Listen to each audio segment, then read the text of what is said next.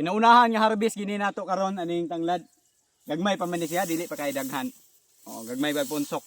Pero na nag-order kay nakita ko tong kuang post nga nay daghang tanglad, nay nag-order. Pulo ra ka kilo nya tag 40 ang kilos. Aw, tong kuhaan dayon kay mahal-mahal man, 40 man ang kilo.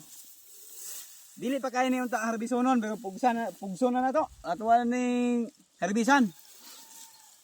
Ang buhato na ni. Ito ni siya, unya sobraan lang ginato. Ya, usa ka punsok. Gahi-gahi gidi ay. Kinaunahan ako ning harvest ani mga tanglada mga boss.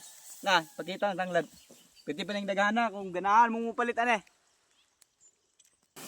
Ka-provide ko ninyo bisag sa kalibo ka kilo. Piti ning daghana ani gyud.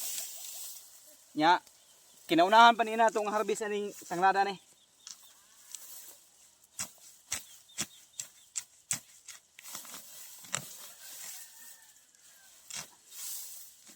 Nga, iibot ana. Binla na to jutay. Ana.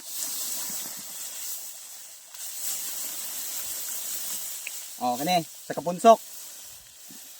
Mga usa ka kilo.